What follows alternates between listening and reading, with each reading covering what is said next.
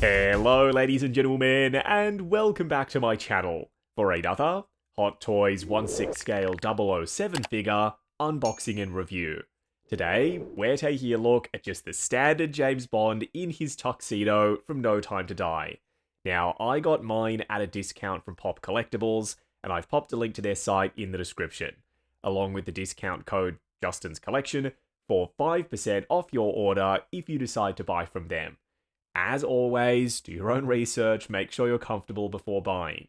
If you're heading down that way, why not hit that subscribe, bell notification icon, and join button so you're notified as soon as brand new 007 content goes live. As for the box art, it's suitably classy. Up front, an image of Daniel Craig in his tux from the movie No Time to Die. Love that gold for 007. Then in the background, it also says 007, but it's blown up really big, so you can't really see the entire thing. This video is brought to you by JustinsCollection.shop, the home of the figure first aid kit, as well as other accessories to help your collection be the best it can be. The first aid kit contains multiple tools to help you with maintenance, styling rooted hair, and much more. We also sell crotch grabbers, soft rubber tips to prevent damage, and they're compatible with most modern Hot Toys base molds. Acrylic risers come in multi-packs. They're optically clear, thick and sturdy, and stackable. Check out the link to JustinsCollection.shop in the description. Keeping it clean, I see, on the side of the box, just a Hot Toys logo, and it says James Bond 007. Around the back, warnings, legal information, and their store locations. I really like this. We've got the 007 gun barrel, then it says 007 in the middle. First in-hand impressions for Tuxedo James Bond. So far, about what I expected. Feels like the same body as the Commando one, but this time he's wearing a tuxedo. What we're going to do now is get all of his accessories laid out in the light box and take a closer look at everything he comes with. Starting off with the display base first. Now, it's the same underlying mold as what we got with Commando James Bond, which means it looks good, but it feels cheap and terrible. I mean, it's completely hollow on the underside. There's not even a flat plastic cover that sits underneath the base with some foam pads on it to stop this from slipping and sliding around. You just have to rely on the thin walls of the base to keep this planted, and I don't think that's really going to happen if you shift this around, but anyway, the top platforms are removable, the covers, they're adhesive backed, you can stick them down if you prefer. I'm not going to do that. The crotch grabber does a decent job of holding them in place anyway, and now I can just change them every now and then. This one is heavily textured for the tiles, whereas this one is high gloss, or you could remove both of them and just go with the standard black base. I reckon I'll be sticking with the tiles most of the time, just because that textured grippy surface will help keep James Bond planted. Now, the nameplate, I would have preferred if this was magnetic. Hot Toys just expect you to pop this on the base, and the lip that would otherwise be present without the base toppers being there doesn't work anymore. It doesn't catch the nameplate. This free floats around. You could always pop it in front of the base if you'd like that look instead. There's one more thing that the base can do, which I like, but I also wish was removable. This back portion, there's a channel where you can slide this backdrop in. It sits in place pretty securely. I like the way this looks, but I'm not sure if you can tell. Mine is starting to lean, and I promise you it's not gravity pulling it down from the way I'm holding this. Let's talk some smaller accessories. I thought this was a silencer at first. Instead, it's a cigar tube, I think. It's been ages since I've watched No Time to Die, so if this is or isn't a cigar tube, please just correct me down in the comments. There's some sculpted knurling up top, and it's painted in this shiny metallic silver. You know, it's funny, when I reviewed Commando James Bond, people actually defended Hot Toys for not getting the Omega and Walther branding for the PPK and this Seamaster. I'm not going to do that. I feel like for an expensive product like this, they should probably get the branding for these things because, I mean, James Bond is synonymous with Omega at this point, and there's not a single Omega logo on this Seamaster, not around the back or on the front on the face there. I do like the translucent lens covering it though, and the strap is made of soft PVC. It's the accurate Milanese loop style. It looks like the Seamaster from the movie, just without the branding. I think this AKS-74U is a brand new mold, and it's got a lot of functionality. You can bring back the charging handle, pull this piece down, remove the magazine, sculpted and painted bullet detail. Usually that's where they stop with weapons, but not this time. You can open up the top, and there's a folding stock. The stock locks in place very securely, like extremely securely. When you snap this in there, it feels like you're going to break it. Just persist, you should be fine. There's a little bit of a metal flake to the body, but also some matte black pieces with some silver dry brushing on them. The SIG being two-tone looks accurate to me. Working spring-loaded slide up top, hammer doesn't move though, removable magazine with some sculpted and painted bullet detail. And then here's Walther PPK, iconic James Bond weapon. It looks like it says Walther right there. They've got the shape of the logo right, starts with a W. It in fact says Wanted. If you zoom in really close, you can see that it says Wanted. Very strange choice, but, you know, they didn't want to pay for the branding once again. The slide is not spring-loaded, so you can leave it back for a reloading pose. Very small removable magazine and painted bullet detail. Then lastly, some very high-quality hands. These are all brand new molds for James Bond, I believe. There's so much wrinkling and skin texture. The vein work looks great. The fingers aren't overly chubby, sculpted and painted fingernails with cuticle detail. These relaxed open palm hands, different sculpts from left to right for the gestures, they are installed on him right out of the box. This is a magazine cupping hand for the AKS-74U, I think. Then we've got a cigar tube holding hand. Flat open palm hand for a hand in the pocket pose, and a trigger finger hand for the right. I would have liked one for the left as well. I just assume James Bond is ambidextrous when it comes to weapons. Then lastly, two closed fists. What we're going to do now is get 007 himself out here. Standing straight up and down in the light box, no crazy poses or accessories or anything like that for now. At the end of the video, that's when we'll get the dynamic moving camera going. We'll do some sick poses. It will be worth it to stick around to the end, I promise. This figure is good, but I'm not sure if he's great. He's certainly not perfect. One little flaw that maybe isn't so little, the head sculpt is slightly too large for the body. I saw some people mod their Commando James Bond to beef him up a little, and that fixed proportions. Likely the same thing is going to happen with Tuxedo James Bond. The bones are there though. Solid body, solid proportions, just the head sculpt is slightly big. The tailoring is impeccable, and it's accurate to No Time to Die. However, if you're getting sick of dude in suit figures, that's exactly what this is. But I think they get a pass because this is James Bond, for crying out loud. He's always wearing suits and tuxedos. I would have preferred like the grey suit from Skyfall or the blue tux from Skyfall, the grey suit from No Time to Die with the blue tie even. So many other looks to pull from, but straight up classic James Bond in a black tux? I really don't think you can go wrong. Up close and personal, kicking things off with James Bond's head sculpt. Now the question is this the same head sculpt as the Commando one? Yes and no.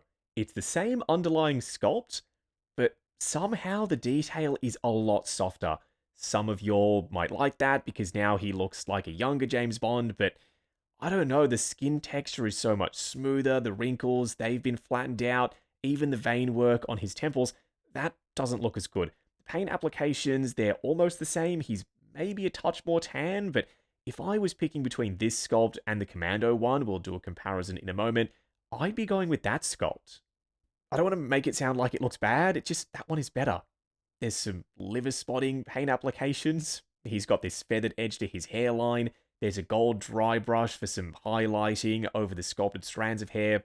But then this seam is kind of ugly. I don't know why it doesn't kick up behind his ear, then follow the jagged edge for his hairline. That would eliminate the seam entirely. Also, there's a skin tone mismatch between the head and the neck. The head is more tan than the neck as part of the body.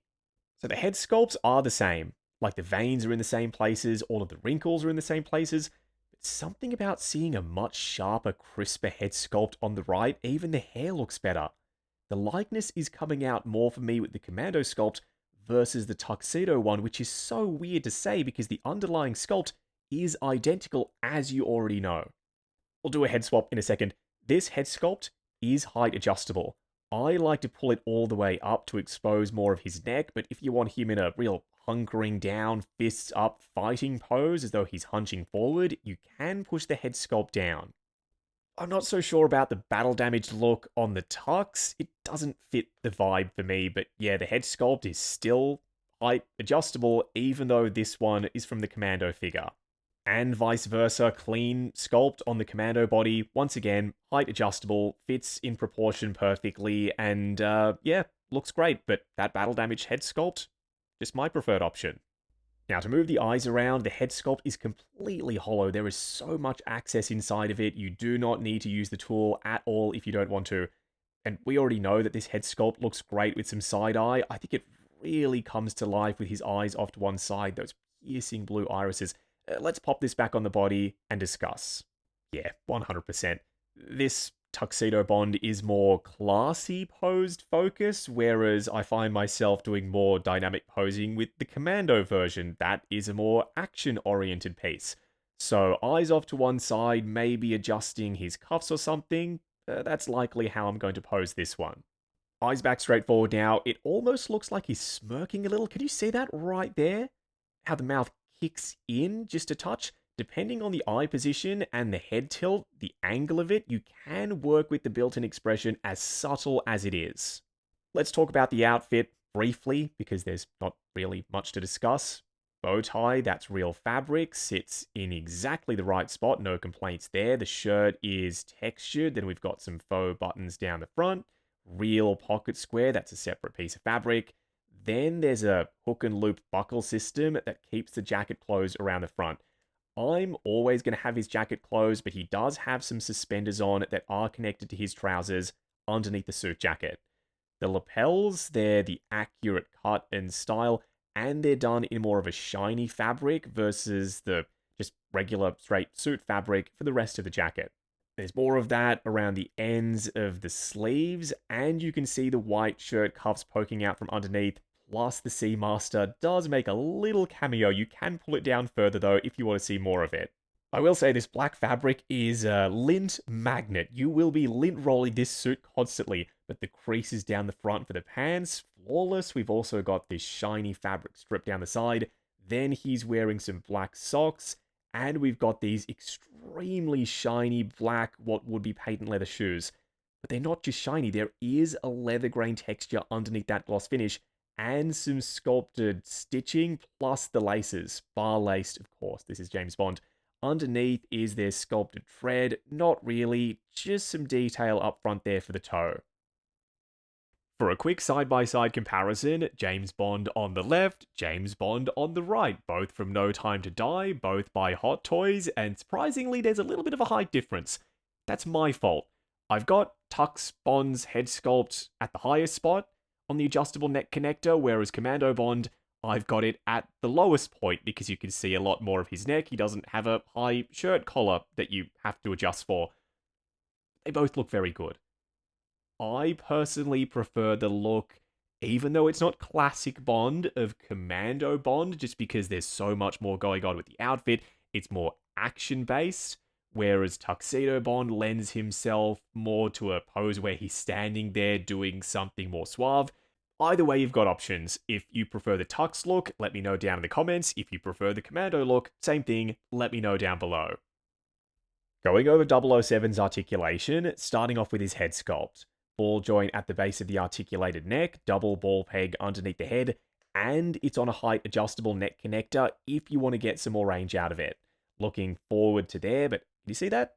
It's going back on its own because of that rubbery neck cover, so that's probably the real max range. Looking up to there, you can hinge it back, swivel, and some pivot side to side. Arms will go up to there at the shoulders, pretty hindered by the suit jacket, but you will get more range if you remove it. Arms go completely flush down by his sides, forward and back on some extremely stiff ratchet joints. Butterfly at the shoulder that hinges up and down. Swivel at the bicep, double bend at the elbow going past 90, then for the wrist peg, it's a hinge and swivel. This jacket is a tight fit, so crunching forward at the waist further than I expected. Going back, little bit less than forward, swivel, and some pivot side to side. Legs will go forward to there, going out to there, swivel at the upper thigh. Double bend at the knee on soft ratchets, going past 90. Then weirdly enough, not a double ball peg for the ankles. Maybe they wanted to preserve the sculpt work for the look of the ankles underneath the socks, and that's why they did this. But it's a hinge and swivel, good for forward and back, rotation, and ankle tilt because it is plugged into the shoe at an angle. Moving on to the 3 cool and 3 annoying things. The first annoying thing is the aesthetics of this base. They're there. Like, it's a nice sizable base, flat platform, it's going to look good when Bond is posed on it, but the nameplate doesn't attach properly, it's completely hollow on the underside, and the cardboard backdrop piece is already starting to droop on mine. The second annoying thing, I would not have minded one bit if they'd have just given us the exact same sculpt as the Commando James Bond without the battle damage. They try to do that, but it almost looks like the Tux one is a recast of the Commando sculpt. All of the detail is exactly the same, just a lot softer, like that vein on his forehead, the line work on the forehead, the crow's feet around the eyes, the skin texture. I don't know what happened, but yeah, the Tux one is just a downgraded version of the Commando sculpt. The third annoying thing is, Hot Toys, please, if ever there was a time to work out a brand deal with Omega and Walther to print the accurate detail work on the Seamaster and the PPK, James Bond, this license was the time to do it, because going forward, if you're going to make more James Bond figures, then that licensing would have really come in handy. The first cool thing is the height adjustable neck connector. I love it when they do this, because now you can alter the proportions simply by moving the head sculpt up and down, and it'll help you adjust the way he looks in dynamic poses. The second cool thing is surprisingly the AKS-74U. I did not expect this level of complexity with a 1/6 scale firearm. Like, all of these moving parts and pieces, it's just exceptional. And the third cool thing is the tailoring. I mean, it's razor sharp. There's no bump out at the front for a press stud. They've gone with a very in-art style hook and loop system. Even the fly for the pants is fake. They've literally stitched him in to his tuxedo trousers to avoid having any unsightly bumpiness around the front that would push the jacket forward. Wrapping up on Tuxedo James Bond from No Time to Die. One of my least favourite Daniel Craig James Bond movies, but this is a stellar release. It's got a great head sculpt, not as good as the Commando one, but still there, looks like Daniel Craig to me, and you've got moving eyes, and it's height adjustable on the neck connector, so multiple wins for this sculpt. Then the body, the articulation, the proportions, they're all solid. The suit tailoring, literally nothing to complain about with the suit whatsoever, and you get a decent array of weapons and accessories. Do I recommend this over the Commando one? It depends what you're after for a James Bond in 1/6 scale. If you want him to just stand there looking very classy, then this is probably the one you're going to want to go with. If you want Bond to be kneeling down holding an assault rifle, then potentially the Commando Bond is your best bet. You see, I like the duality of having both, because it tells a story and shows two different sides of the same character. Now, I got mine at a discount from Pop Collectibles. I've popped a link to their site in the description, along with the discount code Justin's Collection, for 5% off your order if you decide to buy from them. As always, do your own research, make sure you're comfortable before buying. If you're heading down that way, why not hit that subscribe, bell notification icon, and join button if you like the sound of seeing your name in the end credits of my reviews. Like, comment, and subscribe. We'll catch you in the next video.